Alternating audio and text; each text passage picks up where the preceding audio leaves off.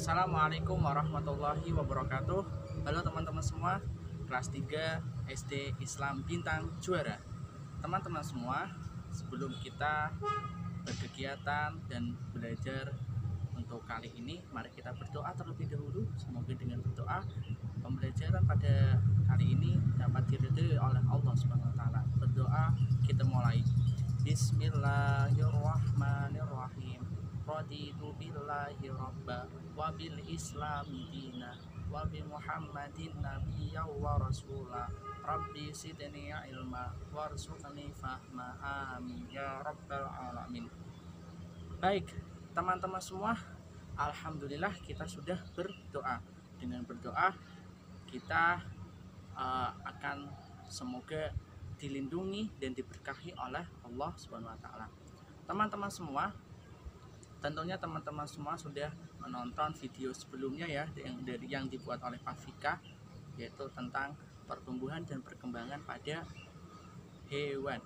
Pada prinsipnya pada kali ini ya, pertumbuhan dan perkembangan pada tumbuhan pun sama teman-teman semua. Di belakang Pak Fika banyak tumbuhan yang tertanam, maka kita ya biasa menyebutnya tanaman karena ya kita tahu siapa yang menanam dan kita merawatnya, maka kita menyebutnya tanaman. Jadi tumbuhan-tumbuhan yang ada di sekitar rumah kita yang kita rawat, kita biasanya menyebutnya tanaman. Tetapi ketika kita melihat di jalan, di hutan seperti itu teman-teman semua, kita biasa menyebutnya secara umum yaitu tumbuhan karena dia atau mereka ya tumbuh dengan sendirinya kayak gitu, atau ada yang menanam tapi kita tidak tahu sehingga menyebutnya tumbuhan. Itu penyebutan saja teman-teman semua tentang tanaman dan tumbuhan. Teman-teman semua, tumbuhan diciptakan oleh Allah dengan beragam, tidak hanya salah satu saja. Di belakang Pak Fika juga bermacam-macam teman-teman semua ya. Untuk mengenal ini ada caranya ya, mungkin bisa melihat bunganya, bisa melihat daunnya, bisa melihat batangnya. Nah teman-teman semua, seperti halnya makhluk hidup yang lain, tumbuhan juga mengalami pertumbuhan dan perkembangan. Pertumbuhan dan perkembangan pada tumbuhan dapat dimulai dari biji jika perkembangbiakannya secara generatif, karena pada perkembangbiakan tumbuhan ada yang secara generatif, ada yang secara vegetatif. Secara generatif itu perkembangbiakan yang menggunakan dengan biji ya, karena di dalamnya ya si tanaman atau tumbuhan menghasilkan atau ada organ bunga. Pada bunga tersebut ada organ jantan atau yang disebutnya adalah benang sari. Nah, dari benang sari tersebut mengeluarkan serbuk sari. Serbuk sari yang menempel pada kepala putik ya, itu namanya proses penyerbukan. Nah, putik itu adalah bagian organ pada betina ya, pada tumbuhan atau tanaman. Ketika serbuk sari itu masuk ke dalam putik, di situ terjadilah fertilisasi. Setelah itu akan terjadi yang namanya pembuahan. Nah, setelah proses pembuahan maka akan terbentuklah biji. Nah, disinilah biji yang akan digunakan untuk perkembangbiakan secara generatif. Lalu ada yang secara vegetatif. Secara vegetatif yaitu perkembangbiakan pada tanaman atau tumbuhannya teman-teman semua selain dengan biji. Namun teman-teman semua, tumbuhan yang berbiji itu juga bisa dikembangbiakan dengan secara vegetatif, karena tujuannya adalah untuk mempercepat ya proses pertumbuhan dan perkembangan pada tanaman atau tumbuhan, dan untuk memperoleh keturunan dari tanaman atau tumbuhan tersebut yang unggul. Seperti itu teman-teman semua.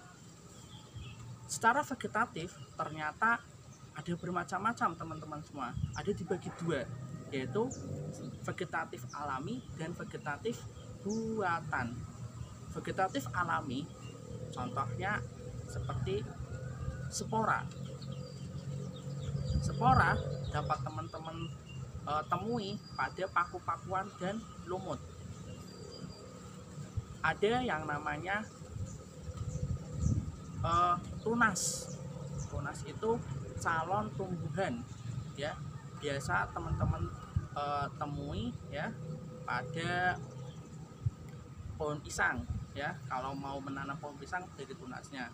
Terus bambu.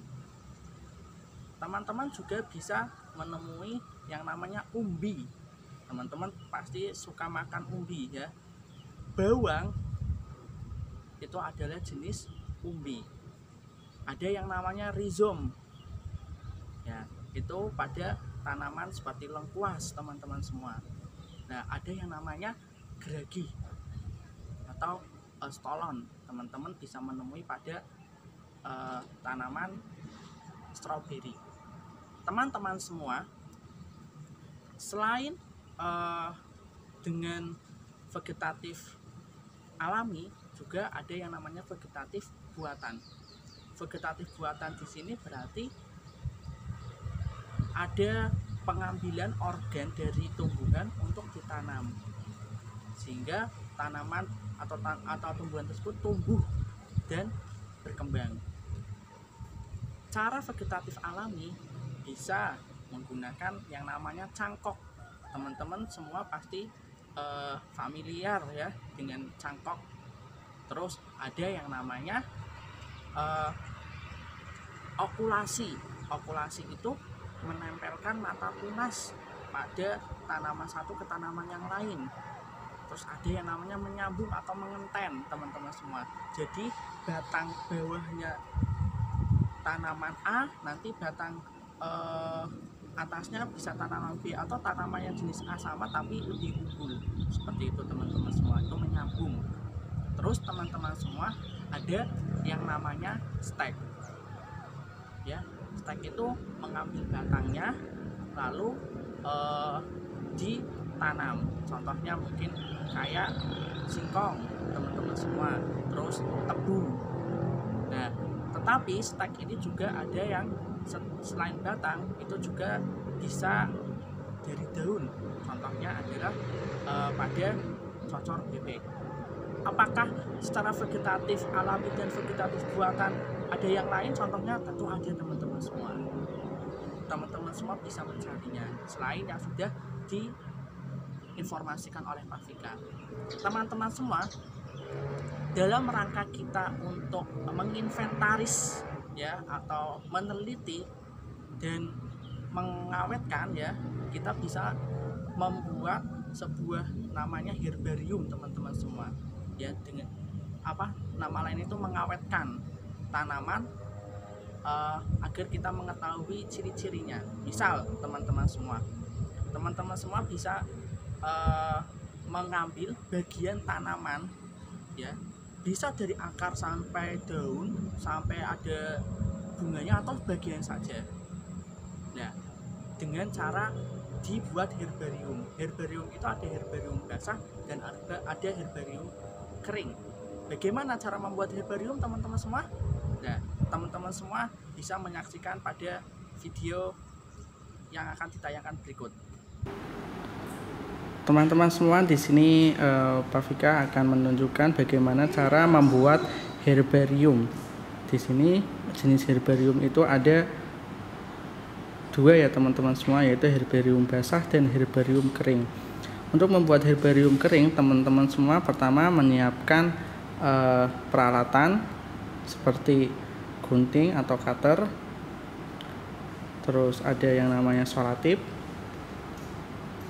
terus ada tisu, dan ada buku ataupun kertas yang recycle yang sudah tidak terpakai. Kalau ada amplop, bisa amplop. Yang tidak kalah penting adalah tanaman yang akan kita buat herbarium. Tujuan dibuat herbarium ini adalah untuk menginventarisasi atau untuk kita tahu akan bagian-bagian dari tanaman tersebut.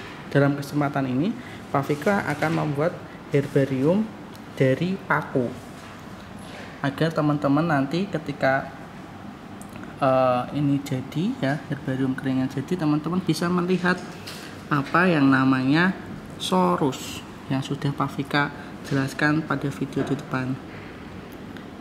Yang berwarna coklat itu di pinggir ya, di tepi, maksudnya di tepi ya, daun-daunnya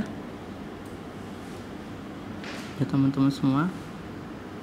Ini adalah sorus-sorusnya teman-teman semua. Nanti teman-teman semua boleh memilih tanaman yang ada di rumah yang tidak berukuran besar. Lalu bagaimana cara membuatnya? Seperti ini teman-teman semua. Untuk membuat herbarium kering teman-teman semua, tadi sudah alat-alatnya sudah Pak Vika sebutkan.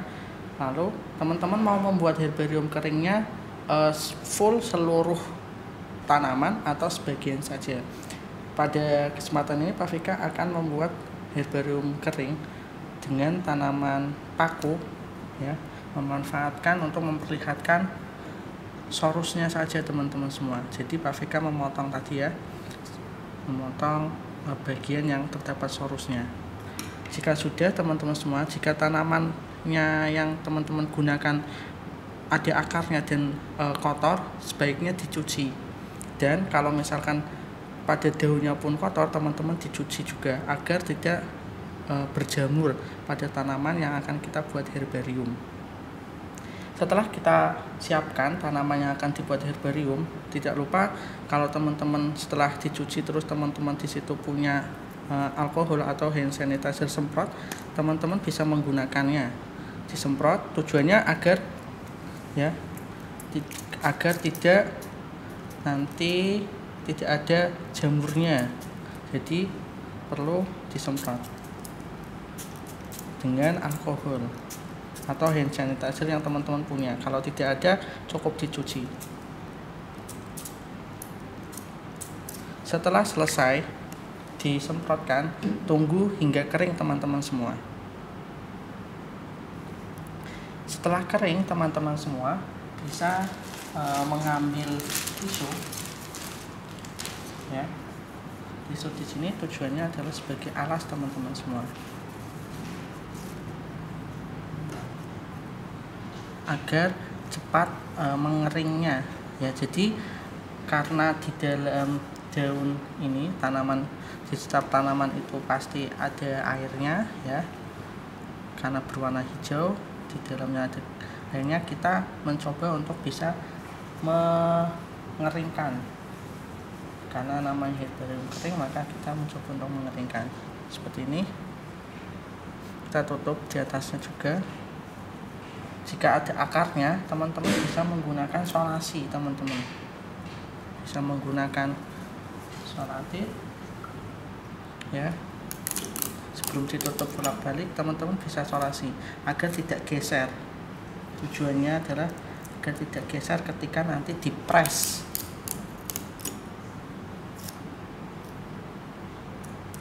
Dan yang mau kita tunjukkan bisa terbuka.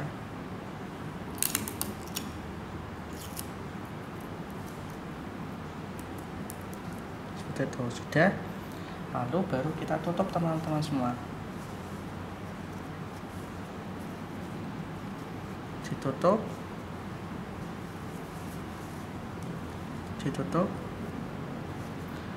Setelah kita tutup teman-teman semua, kita tumbuk lagi dengan kertas yang recycle teman-teman.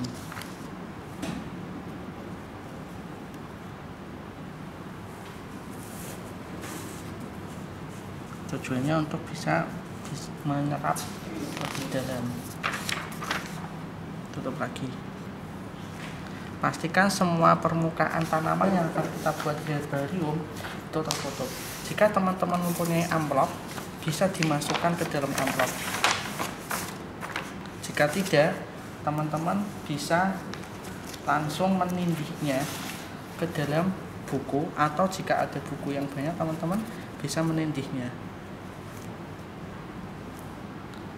dengan di bawahnya ada buku yang lain. Jika tidak ada, teman-teman semua bisa memasukkan tanaman tadi ke dalam buku.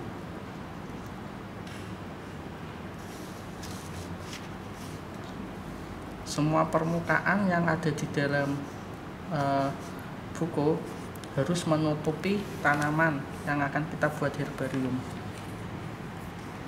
Nanti